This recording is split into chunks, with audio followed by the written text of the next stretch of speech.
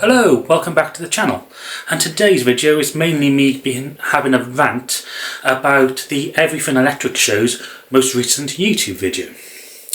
So for those who don't know, the Everything Electric Show YouTube channel, which is linked to the Fully Charged YouTube channel, are channels that try to promote green tech.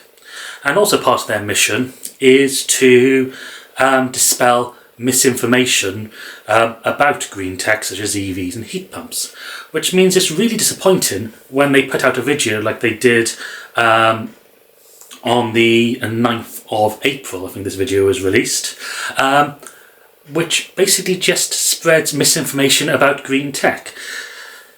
So, normally, as I say, they are a very admirable YouTube channel where they have over 120,000 subscribers, and they are promoting green tech and green lifestyles and things like that, and it's all good. However, this video is titled "Heat Pumps Aren't the Only Solution," and effectively they're talking to the CEO and founder of Bolt e-boilers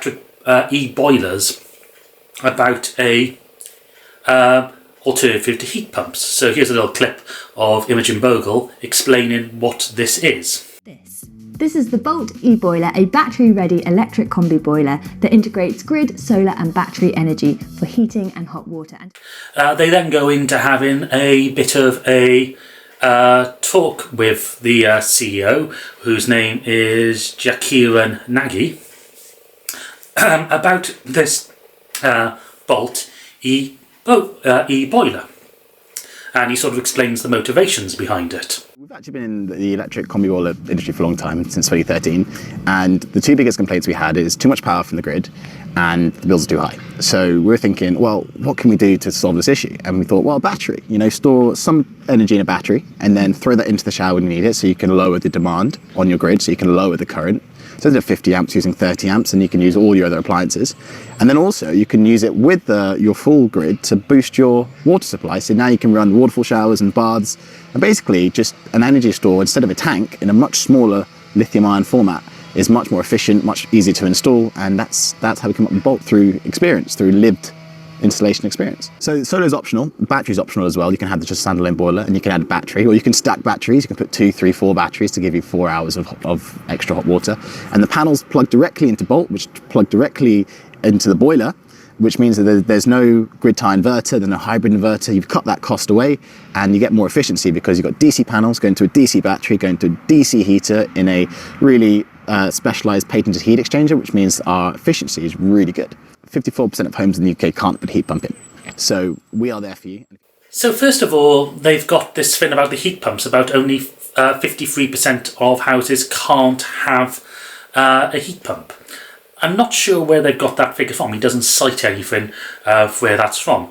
But in a previous Everything Electric Show electric video, where again they were spreading misinformation about green tech, about the Aria heat pump system, which I also made a video about, they said in that 90% of UK households could have a heat pump. So there's a discrepancy. So I'd really expect, since this is the same interviewer, her to pick up on that figure and actually question it, or at least the editing have maybe to edit it out or do something with it, just because you're contradicting other videos and you need to be able to explain that to your audience, especially if you're a long-time viewer. So that's my first gripe. So this boiler system effectively is an electric boiler with a direct plug-in for solar panels and a battery, and the main reason for that is apparently just to reduce demand on the grid and somehow reduce your costs, and I'm assuming that's reducing your costs by using your own solar power and battery. Okay, that's fair enough. However, when you actually dig into this video a bit deeper, they say that the solar panels and the batteries is only for powering this heating system. No, it's just charging the battery, which basically gives you a kick of energy. So that runs about 1.5 to 2 kilowatts, and the battery storage is 4 kilowatt hours, but that's stackable. So you can another battery give 8 kilowatts, but it'll only charge at 1.5 to 2 kilowatts. So you can't use it for the rest of your house. You're better off just getting a generic solar system and battery system, and therefore saving over your whole energy bills in the house as well. On top of that, they talk about the size of these batteries and having sort of 4 kilowatt modules. You need quite a few of these if they then go on to what they say here, which is if you run it for basically 4 hours a day at 8 kilowatts an hour, and you end up with using 32 kilowatt hours. So that's the benefit of Bolt. Because it's got a lot of energy, it's really power dense, we can ramp up temperature in the house very quickly. Probably not as much as quick as a gas boiler, but a lot quicker than a heat pump, which means that you can turn it on in the morning for 2 hours, get your house up to 25 degrees. You go off to work, boiler turns off, come home, another 2 hours, get it hot. And if you use 2 hours at 8 kilowatts, that's 16 kilowatts, 32 kilowatt hours for the day. Whereas a heat pump running 24 hours at 2 kilowatts, that's 48 kilowatt hours. So it actually can, we've seen in some of our case studies, it works out about the same price, if not cheaper, if you run it like a normal gas boiler. And I'm not quite sure how you save money unless you are charging the battery on a cheap overnight rate. If you've already used your battery down in the morning and then you need to recharge it during the day, you're paying the peak rate. So again, this video isn't well made. And is a bit all over the place, and the information sort of just doesn't really add up to anything substantial. But my biggest problem is when they start talking about heat pumps. So in fairness, he does say that given the option, you should go for a heat pump because of its 3-to-1 efficiency. Most heat pumps now are actually getting 4-to-1 efficiency, but let's skip over that part. So I don't think I would recommend this instead of a heat pump. I think if you can put a heat pump in, you should. They are fantastic, you get 3-to-1 efficiency. The problem is... He then talks about the cost and the grants that go into this, and saying that the cost for this battery with some solar panels, bear in mind this only must be about 3 or 4 solar panels, because their battery can only charge at 1.5 kilowatts, so you're not getting many solar panels anyway. The system as well, so Bolt is solar PV and hot water and heating. We can kind of sneak under the solar grant. But there is work in the works to kind of make this a slightly more compelling option from an affordability perspective. Yeah, but I mean, even from an affordability perspective, you get solar, heating, hot water for £3,500, which is still less than you would pay for a heat pump installation even after the grant. So even if you don't have any grants, it's still about the same cost as a gas boiler. Pumps, especially from Octopus, can be as low as £500. So again, there's a bit of misinformation being spread there about the overall cost of heat pumps. Obviously, there's some heat pumps installations which are much, much higher. But then he starts talking about the actual cost of running it. So he says that you run this electric boiler, because it is just a boiler, like a regular combi boiler. So you put it on for a couple of hours in the morning and a couple of hours in the evening. That's assuming that you aren't at home during the day and you want heat. And in terms of those running costs, what does that look like compared to gas? So on the shower side, it's a bit cheaper than gas because you're using basically half of your energy in the battery. And also gas boilers are less efficient, especially when you modulate down. On the heating side, if you have an A-insulated property and you run it like a normal gas boiler, we see really good results because your A-insulated property only loses about 4 kilowatts, and we can put on 4 kilowatt heaters and keep, just for 2 hours in the morning, 2 hours in the evening, the house nice and hot. If you want to run it all day, it's going to be a bit more expensive. If you have a badly insulated property, it's going to be a bit more expensive. But then he starts talking about a heat pump and saying that if you run a heat pump continuously for 24 hours at 2 kilowatts, then you would need 48 kilowatt hours of electricity to run it, compared to the 32 that he gave in his example of his own system. And he's saying that some of their studies have shown that their system is therefore cheaper. It doesn't say what these studies are.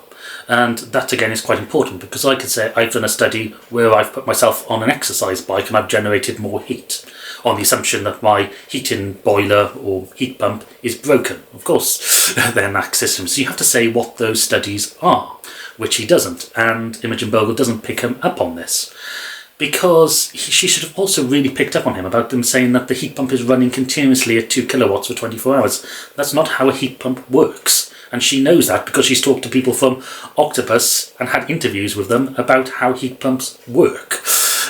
So you don't put a heat pump on all the time. It clicks on and off, and quite often it's running at a much lower power. It's not running at its peak.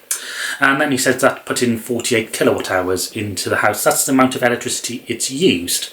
But since heat pumps are 3 or 4 times efficiency, that means you're putting in around 150 to 200 kilowatt hours of heat into your home. So that's significantly more than what his system is. You're not really comparing like with like. So to get like the equivalent of 32 into it, you'd only have to put 8 kilowatt hours in with a heat pump. Admittedly, heat pumps run lower and less efficient, but you can see that some of these claims just really don't add up, and the interviewer should really have been pushing for this and trying to make everything much clearer and actually getting some full figures and also fact checking what you said. So I'll put a link to this video down below, and it's worth looking in the comments, because at the moment there are, so I'll just refresh the video, currently there are 164 comments, most of them going, so the first one here is, unfortunately his advice is very misleading. The heat pump efficiency is 3-4 times higher than any resistive heating will ever be. Saying that the heat pump would run at 2 kilowatt consistently or continually for a whole day is simply not true. So basically what I've just said in this video, a lot of people in these comments are saying that. He also said that his system is very efficient. For a direct heating system, where you're just heating water from a electrical heater, you can only get 100% efficient. Whether you think that's good or not, it's good compared to a gas boiler, poor compared to a heat pump, even a badly installed one. So yeah, this is just me having a rant about just misinformation and just badly made content. Bear in mind, this has already had 22,500 views after 16 hours. Anyway, so you can see if this system is good for you. I'm sure it does its job. After all, it is just an electric boiler which have been around for years. With the advantage of it that you can directly plug some solar panels and batteries in. It doesn't actually say how you're meant to charge these batteries from the grid, because he says it's about DC to DC to DC, so you get less energy losses, and there's no inverter. But there must be an inverter to turn the AC from your grid into the batteries for you to store it then. So again, lots of misinformation, not very good information when it is there, very poor effort. So as I say, I do commend what the Everything Electric show and the Fully Charged show, even that seems to be mainly car reviews now, are doing. But we also should always hold everybody to the same level of scrutiny, no matter what they put out, especially if you're talking about sciences and also people trying to make decisions about their own houses. Anyway, thank you for watching, and I'll see you in another video very soon.